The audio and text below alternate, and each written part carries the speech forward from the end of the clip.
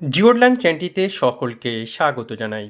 প্রিয় বন্ধুরা, আজকের ভিডিওটিতে আমরা দেখে নেব পশ্চিমবঙ্গের সমস্ত শিক্ষক ও শিক্ষাকর্মীরা কিভাবে অনলাইনে পিএফ এর হিসাব দেখবেন এবং তা ডাউনলোড করে নেবেন।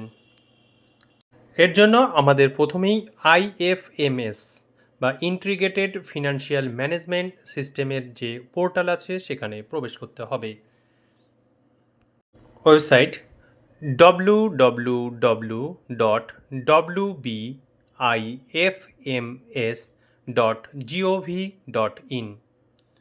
আইএফএমএস এর পোর্টাল বা ওয়েবসাইটে প্রবেশ করার পরে হোম পেজের বাম দিকের অংশে ই সার্ভিস ফর এমপ্লয়িজ এর উপরে ক্লিক করলে এখানে তিনটি অপশন আসছে: sign in, sign up for registration আর ফরগট পাসওয়ার্ড।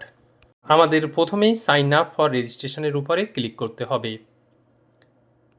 রেজিস্ট্রেশন করার জন্য তিন রকম এখানে আইডির উল্লেখ করা হয়েছে: HRMS ID, NGI PF account number এবং IOSMS ID. IOSMS ID pay স্লিপের সঙ্গেই উল্লেখ থাকে। আমি এই আইডি নম্বর লিখলাম এবং রেজিস্টার্ড মোবাইল নাম্বার দিলাম। এরপরে একটি টেক্সট লেখা আছে, দেখে দেখে ইনপুট করলাম।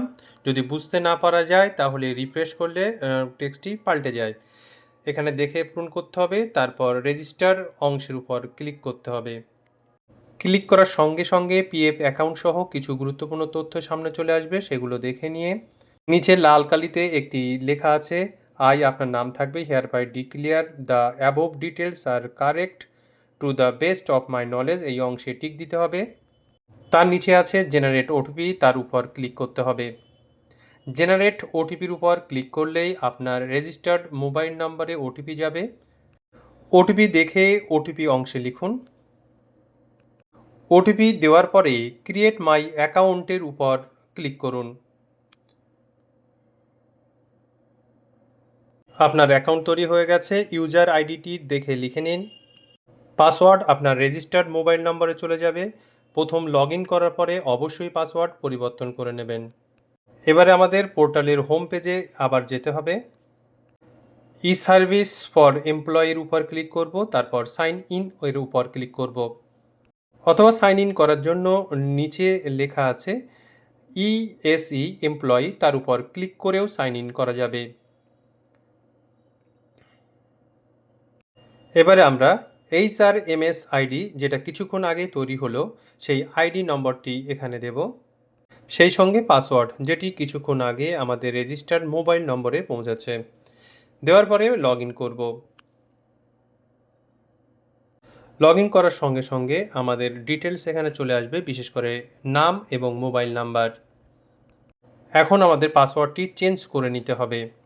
এর জন্য টেম্পোরারি পাসওয়ার্ড যেটি মোবাইলে গিয়েছে সেটা আমাদের লিখতে হবে। এরপর প্রথমে নিউ পাসওয়ার্ড লিখতে হবে, তারপর সেই একই পাসওয়ার্ড রিটাইপ করতে হবে। পাসওয়ার্ড যখন তৈরি করবেন তার সংখ্যা থাকবে 8 থেকে 15-র মধ্যে। পাসওয়ার্ডের মধ্যে একটি ক্যাপিটাল, একটি স্মল লেটার থাকবে, অবশ্যই একটি নাম্বার থাকবে এবং একটি স্পেশাল ক্যারেক্টার দিতে হবে।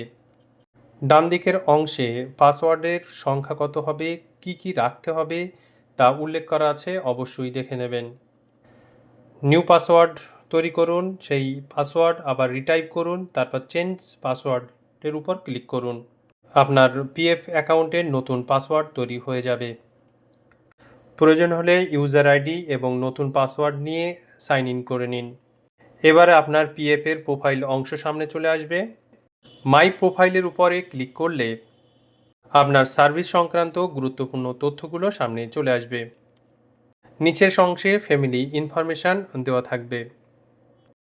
পিএফ স্টেটমেন্ট ডাউনলোড করার জন্য আপনাকে ওয়েবসাইটের বা পোর্টালের বাম দিকের অংশে আসতে হবে। এখানে পিএফ স্টেটমেন্ট লেখা আছে, তার উপরে ক্লিক করলেই ওয়েবসাইটের মাঝখানে ফিনান্সিয়াল ইয়ারগুলো চলে আসবে। এখানে 2022-23, 2023-24, 2024-25 সালের তথ্য আছে। আপনার ফিনান্সিয়াল ইয়ার সিলেক্ট করার পরেই জেনারেটের উপর ক্লিক করলেই আপনার ওই নির্দিষ্ট বছরের পিএফের হিসাব ডাউনলোড হয়ে যাবে। প্রিয় বন্ধুরা, আজকের ভিডিওটি এখানেই শেষ করছি। পরবর্তীতে এই ধরনের ভিডিও সবার আগে পাওয়ার জন্য জিওডলান চ্যানেলটি এখনও সাবস্ক্রাইব করা না হয়ে থাকলে চ্যানেলটি সাবস্ক্রাইব করে পাশে থাকা বেল আইকনটিতে চাপ দিয়ে রাখো। সঙ্গে থাকার জন্য অসংখ্য ধন্যবাদ।